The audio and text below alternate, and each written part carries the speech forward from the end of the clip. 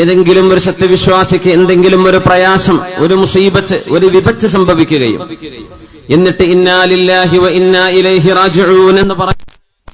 അതിനുശേഷം അല്ലാഹുമ്മ അജിർനി ഫീ മുസീബത്തി, അല്ലാഹുവേ എനിക്ക് സംഭവിച്ച ഈ മുസീബത്തിന്, ഈ വിപത്തിന് നീ പ്രതിഫലം നൽകണമേ. വഖ്ലുഫ് ലീ ഖൈറൻ മിൻഹാ, ഇതിനേക്കാളും ഖൈറായത് പകരം നൽകണമേ എന്നാരെങ്കിലും പറഞ്ഞാൽ ഇല്ലാ ആജറഹു അല്ലാഹു ഫീ മുസീബതിഹി വഅഖ്ലഫ ലഹു ഖൈറൻ മിൻഹാ, ആ സംഭവിച്ച മുസീബത്തിന്, വിപത്തിന് പകരം ഒരു നന്മ അല്ലാഹു പകരം കൊടുക്കുകയും ആ മുസീബത്തിൽ ക്ഷമിച്ചതിന്റെ ഫലമായി അല്ലാഹു പ്രതിഫലം കൊടുക്കാതിരിക്കുകയും ചെയ്യുകയില്ല എന്ന് മഹാനായ അഷ്റഫുൽ ഖൽഖ് സ്വല്ലല്ലാഹു അലൈഹി വസല്ലം തങ്ങൾ പറയുന്നത് മഹദിയായ ഉമ്മു സലമ റളിയല്ലാഹു അൻഹ കേട്ടിട്ടുണ്ട്. സ്വഹീഹ് മുസ്ലിമിൽ ഹദീസ് കാണാം.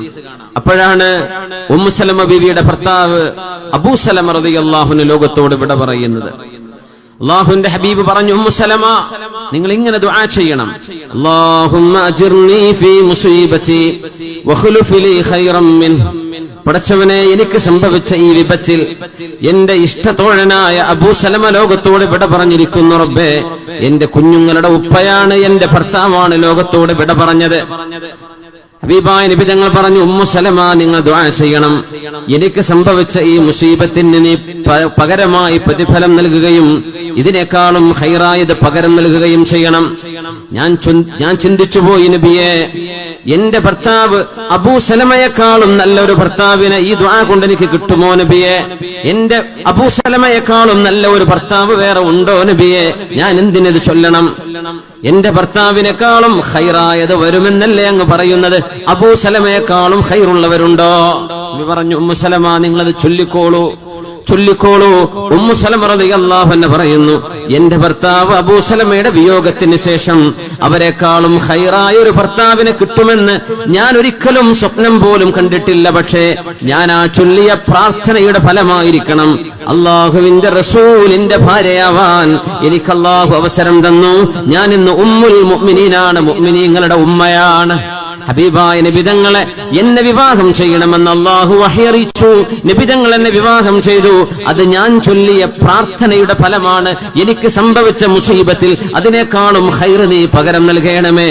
എന്റെ അബൂ സലമയെക്കാളും ഖൈർ ഒരേ ഒരാൾ മാത്രമല്ലേ ഉള്ളൂ, അത് അല്ലാഹുവിന്റെ റസൂലല്ലേ സ്വല്ലല്ലാഹു അലൈഹി വസല്ലം. ഞാനത് ചൊല്ലി എനിക്കത് ലഭിക്കുകയും ചെയ്തു. ഏത് മുസീബത്ത് വരുമ്പോഴും നമ്മളതാണ് ചൊല്ലേണ്ടത്. നബിതങ്ങൾ തന്നെ പറയുന്നു, മഹാനായ അബൂ സഈദുൽ ഖുദ്രി റളിയല്ലാഹു അൻഹു, മഹാനായ അബൂ ഹുറൈറ റളിയല്ലാഹു അൻഹു ഉദ്ധരിക്കുന്ന ഹദീസ് സ്വഹീഹ് ബുഖാരിയിലും മുസ്ലിമിലും കാണാം. മാ യുസീബുൽ മുഅ്മിന മിൻ നസബിൻ വലാ വസബിൻ വലാ ഹമ്മിൻ വലാ ഹസനിൻ വലാ അദൻ വലാ ഗമ്മിൻ ഹത്താ അശ്ശൗക യുശാകുഹാ ഇല്ലാ കഫറല്ലാഹു ബിഹാ ഖതായാ. മുഅ്മിനായ മനുഷ്യനുണ്ടാകുന്ന ഏതൊരു ക്ഷീണം, ഏതൊരു രോഗം, പനി, ഏതൊരു ടെൻഷൻ, സങ്കടം, ഒരു പ്രയാസം, ഒരു ദുഃഖം, കാലിനേൽക്കുന്ന ഒരു മുള്ള്, ഒരു കുപ്പിച്ചില്ല് തറക്കുന്നു, ഒരു മുള്ള് തറക്കുന്നു, ഒരു കത്തി തട്ടിയിട്ട് ഒരു ഉമ്മാക്ക് തന്റെ അടുക്കള ജോലി ചെയ്യുന്ന ഇടയിൽ കത്തി കൊണ്ടൊരു മുറിവേൽക്കുന്നു, ചെറുതും വലുതുമായ ഏതൊരു മുറിവ് സംഭവിച്ചാലും ഇല്ലാ കഫറല്ലാഹു ബിഹാ ഖതായാ, മനുഷ്യൻ ചെയ്ത പാപങ്ങളെല്ലാം അല്ലാഹു അത് കാരണം പൊറുപ്പിച്ചു കളയുമെന്ന് മഹാനായ റസൂലുള്ളാഹ്. സങ്കട